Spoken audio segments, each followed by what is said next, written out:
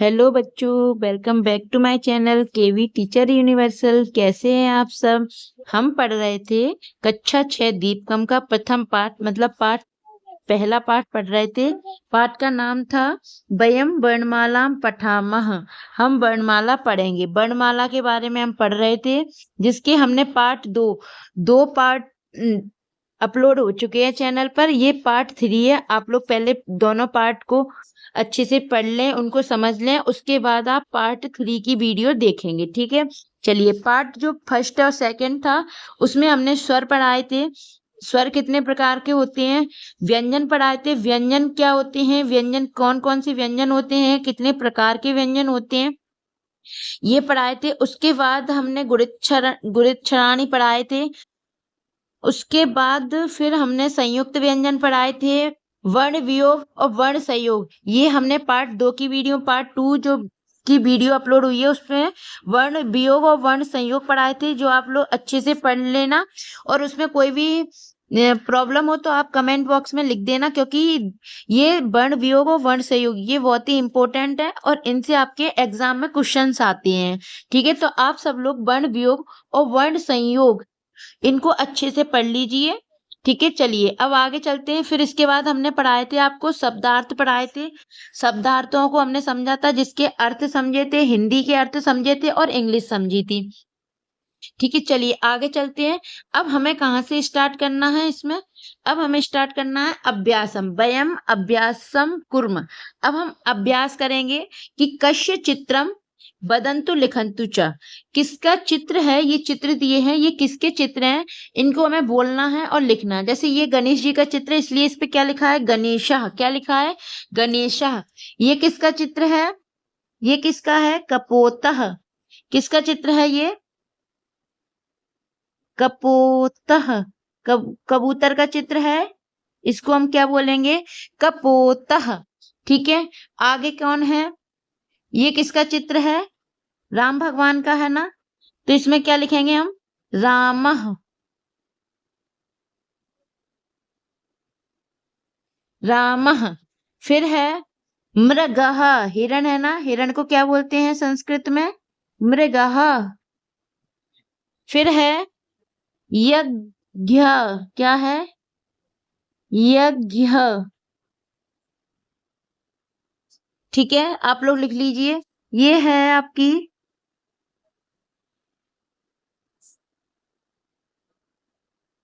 नासिकः, क्या है, नासिकः, नासिका। ये है मानचित्रः,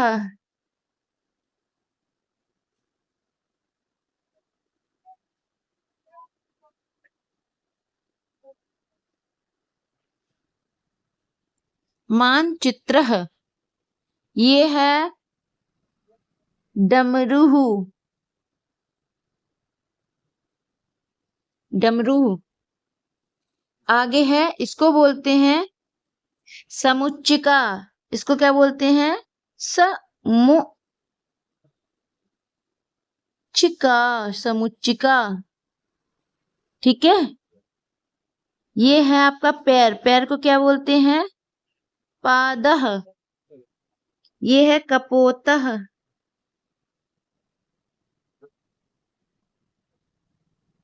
ठीक है।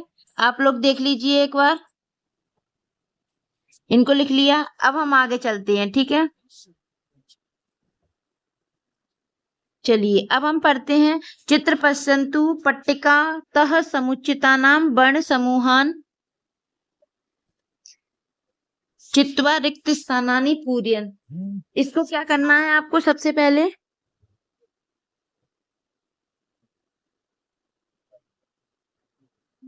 चलिए, चित्र पश्यन्तु, चित्र को देखना है। पट्टिकातः समुचिता नाम, नीचे पट्टिका दी है आपको, क्या दी है, नीचे आपको पट्टिका दी है। ये इसमें देखकर वर्णों के समूह को रिक्त स्थानों में पूरा करना है, ठीक है। ये वर्ण के समूह दिए हैं कुछ, तो वर्ण को पूरा करना है जो पट्टिका में दिया हुआ है। जैसे पंकजम, ऐसे, ठीक है। फिर है इसमें चंद्रः, चंद्रः, ये चंद्रः। ये है, अगला है शुंडः, सुंडह मतलब हाथी को क्या बोलते हैं हम? हाथी को क्या बोलते हैं? सुंडह। ये लगेगा, ये आएगा यहाँ पर। ठीक है, अगला है ये, इसमें आएगा वृक्ष। क्या आएगा इसमें? वृक्ष। ये है, ये आपका क्या है बताइए जरा? दंतः। ये क्या है? दंतः। ये दिया है ना, दंताह, ताह, ऐसे आएगा। आगे चलते हैं, ये है चोंच। क्या है? चोंच। चोंच को क्या बोलते हैं? चच्चू। क्या बोलते हैं चोंच को? चच्चू। त्रिशूलम। त्रिशूलम। अष्टह।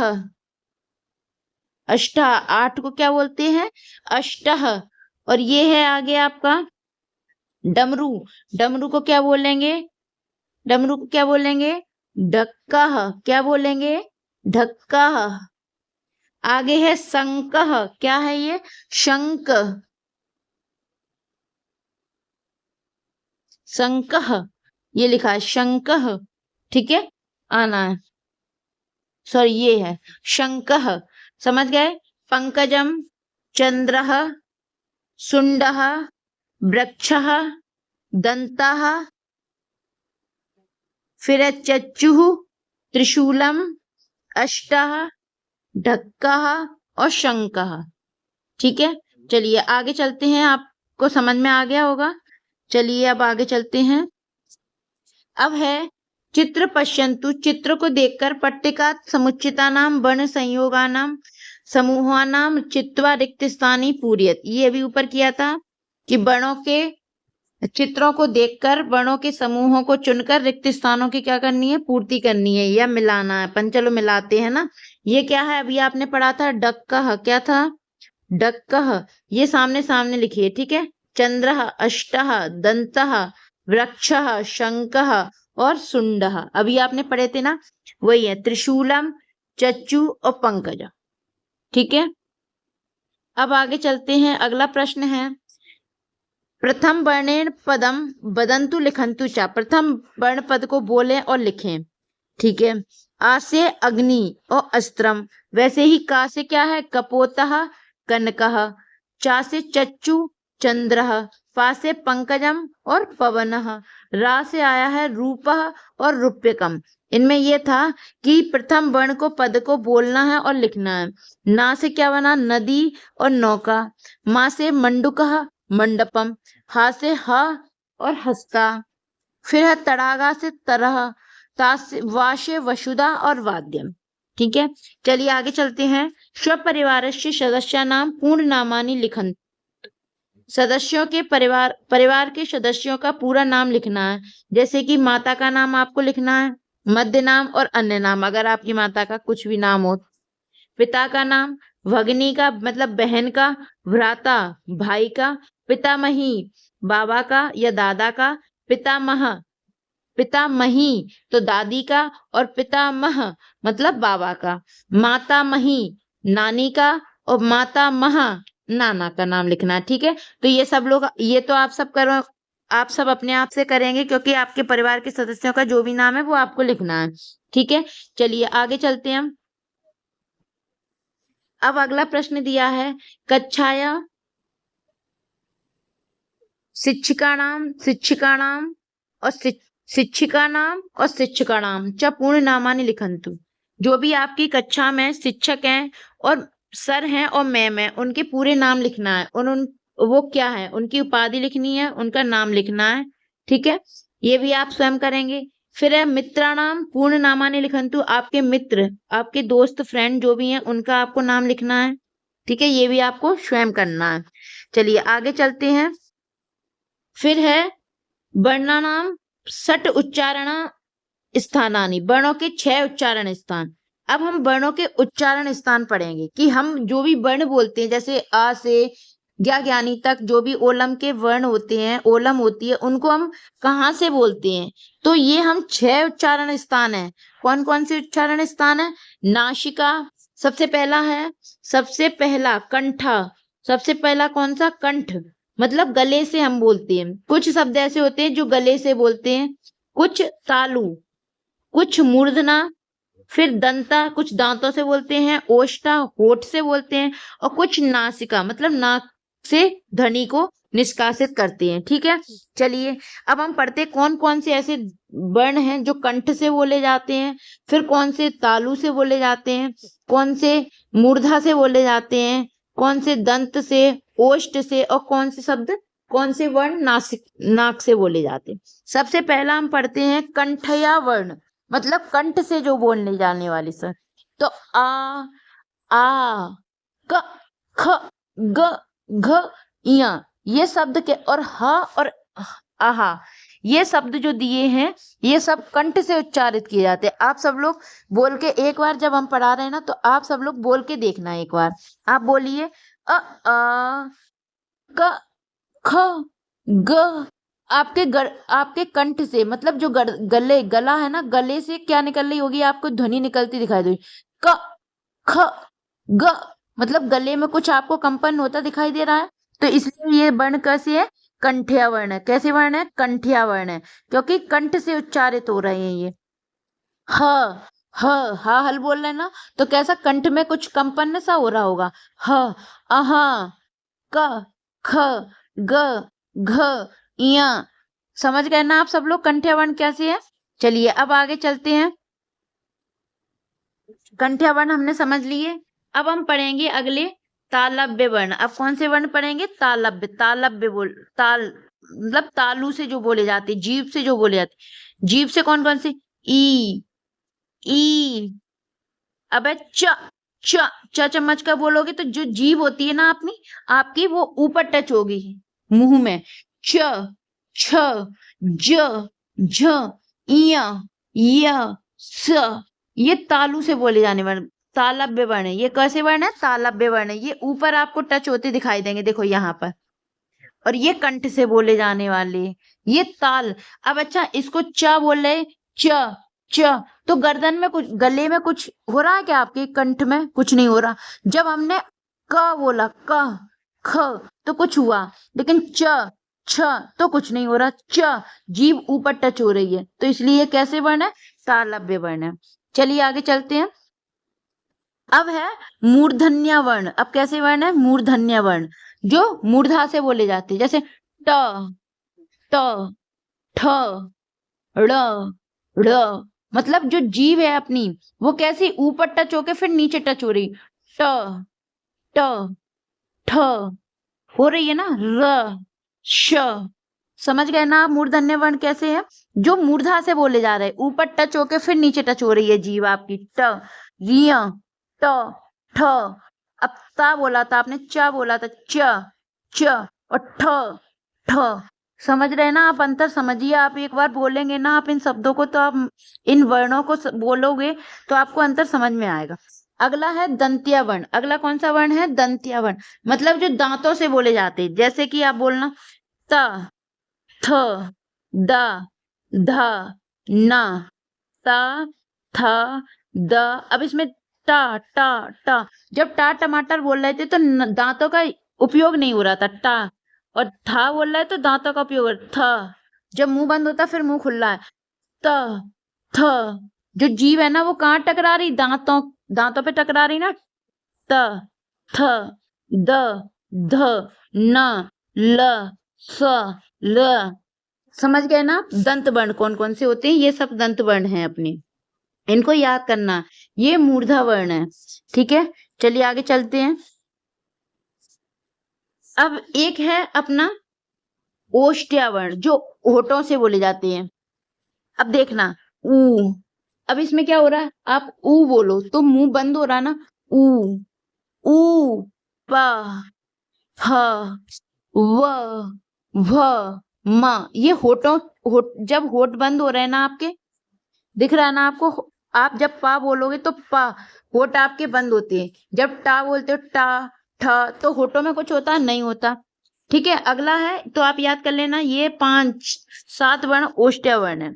अगले हैं नासिक्य वर्ण, मतलब जो नाक से बोले जाते हैं। आहा अ अ, अंग अंग और आहा, अंग आहा, ठीक है। तो ये अंग जो नासिक वर्ण है। चलिए आप सबको समझ में आया होगा, आई होप।